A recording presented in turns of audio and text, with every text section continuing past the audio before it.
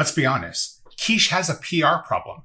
Too often, it's just scrambled egg pie.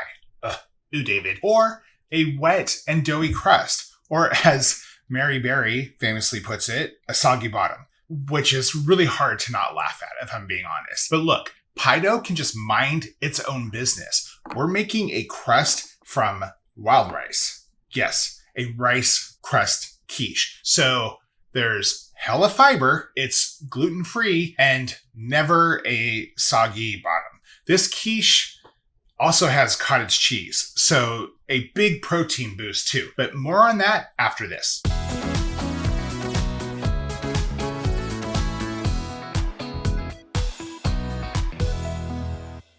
High on protein, nutrient dense, and a good source of fiber, this quiche is big on flavor with goat cheese and potatoes and fire roasted tomatoes, green chilies, cottage cheese, avocado, baked right in, and cilantro. And before somebody in the comments clutches their pearls, relax, Nathan. You can just leave the cilantro out. First thing first, we're going to make the crust. While you do need a deep pie plate, you don't need to be a pastry chef. We are skipping the traditional crust situation and making one completely out of wild rice instead. How cool is that? Cooked wild rice is the base. And you should 1000% check out my videos that show you how to cook wild rice in everything from like an Instant Pot to a sheet pan to right on the stovetop. So into the bowl goes your cooked wild rice, some salt, some pepper, and some cornstarch. BT dubs. That rice needs to be dry. After cooking it, you can spread it out on a towel and just tell that moisture to back off and let the rice dry. You don't want it to be like glossy or damp in any sort of way. And then you're gonna mix that rice until it's fully coated. Next, you're gonna whisk together the egg and the olive oil, and we're gonna add that into the mixture.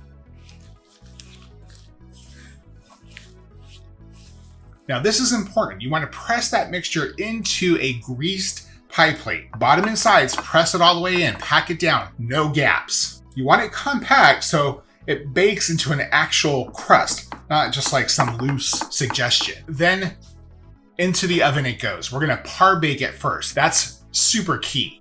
Pouring filling into an unbaked rice crust is a choice, a bad one, so we're not doing that. You want to bake the crust at 425 degrees for about 30 minutes until it's just set. While that bakes, let's get our ingredients ready, right? Let's get that filling ready to make. Okay, first up, the ingredients most likely to betray you. We're using frozen diced potatoes here and canned tomatoes, both which have a lot of liquid. That means these ingredients can lead to a loose and watery custard, but also even a kind of soggy and squishy crust, which, gross. Here's how to prevent that. For the potatoes, we're just gonna cook them a little bit over a medium heat with a little bit of olive oil, just until like they release some of that moisture, stop looking wet and brown a little bit. You don't have to cook them the full way. We're not making breakfast potatoes here. We're just trying to cook off some of that moisture so it doesn't get into our custard. The canned tomatoes, they need to be drained very, very well. Then blotted, like with a towel, blot them. Yes, you have to do both. So blot them, drain them.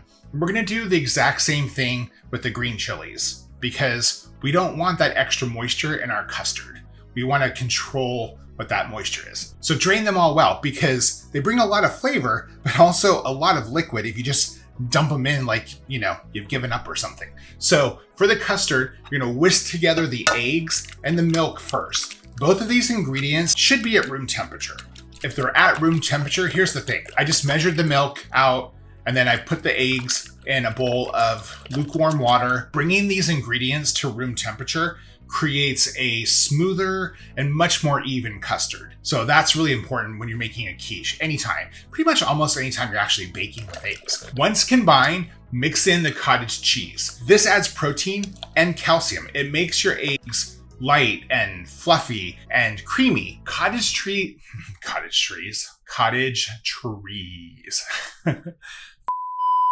cheese is a great addition to almost any egg dish because you're adding in protein, all the things I just mentioned, but it's low in fat. So it's just another way to like beef up any egg dish. Then we're gonna season it with some sea salt and some pepper. Now the avocado. Okay, people get weird about hot avocado. Something about baking it, but there is a trick to it. You know, here's the thing. You want to use an avocado that is ripe, but also firm. That's like 3 seconds before it's guac ready and 5 seconds before it's actually spoiled. No, but like seriously, why do avocados go from like rock to like regret so fast? Cut the avocado using a medium dice. Larger chunks are gonna probably float to the top. And while this is an ensemble cast, we want all those ingredients, those like wonderful mix-ins, to be everywhere throughout the quiche. Okay, so reduce the oven to 350 degrees after you've par-baked the crust. Now, instead of stirring all of those ingredients into the custard and hoping for the best, we are going to layer in these mix-ins into the crust because it's par-baked and we can just add those in, and then we're gonna add in the egg mixture. So add in the potatoes, add in the tomatoes, add in those green chilies, add in the diced avocado, let's add in that goat cheese, and let's add in the chopped cilantro if you're, up for that. Then we're gonna slowly pour that custard mixture over everything. This is what's gonna help suspend those ingredients instead of having them rush to the top like they're trying to escape the Titanic or something. After you pour the custard on top of the ingredients, let it sit for a minute before you bake it. Don't put it in the oven immediately. Letting it sit gives that egg mixture a chance to kind of just, settle around the ingredients, which is very, very important. Beauty tip. I like to always save a few ingredients just to add to the top to, make it extra cute, which we obviously want, right? So, but you don't have to. You can cover the rim with foil too to prevent the crust, the edges of the crust from burning. If you've had that problem in the past when you bake pies or quiches, put some foil around the top, easy way to prevent that from happening. This doesn't happen as much with a rice crust as you do with a dough crust, but because you did not come this far to, burn the crust while the quiche center is still like figuring itself out, that's an option. So now this goes into the oven until the center is just set. Put the pie plate on a baking sheet to prevent any spilling. We're gonna bake it at 350 degrees for 45 minutes, but you may need a little bit longer. You don't wanna bake this until it's aggressively firm. I don't know what that means, but no, seriously. You don't wanna bake it until it's aggressively firm. I feel like Hulk smash, but that is how you get a rubbery, a scrambled egg pie and just disappointment. So you want that center to have a little slight jiggle to it, just a little jiggle. Not liquid, just a little jiggle. Not loose, just a little jiggle. Think Jell-O, but in its redemption era. Just a little jiggle. And when it comes out, this is really key. You need to let it rest. I know, you're hungry, you're excited because this quiche looks delicious, and you're now a quiche bacon baddie, but let it rest for 15 minutes or so. That's really key. So quiche needs just a moment, like we all do. It needs that time to settle, or the slices are just gonna fall apart faster than a reality show alliance, if I'm being honest. But then there's the reveal, right? You cut into it, you get that beautiful, beautiful slice, and look, this is what you get. It's so good. The wild rice gives you texture and it's crispy, and whoever came up with this whole combination deserves a compliment. It's me. Anyway, so if you've only had a traditional quiche and you want to branch out a little bit, make a wild rice crust, because wild rice is amazing and delicious and tasty and high in nutrients and high, good source of fiber, all those things. If you do make this, please let me know. So, okay, you can keep this quiche covered in the fridge for up to 5 days or in the freezer for up to 3 months. So, hey, why not make 2? Just let it fully cool. Either way, for freezing it, place slices on a parchment-lined baking sheet in a single layer and put them in the freezer. Freeze until solid, and then transfer them into a freezer bag or airtight container.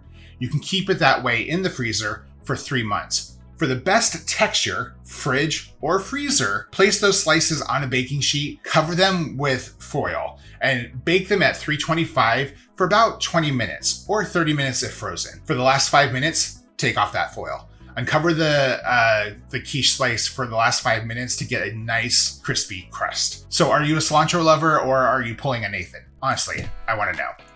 Drop me a comment. LMK, all right? See you guys next time.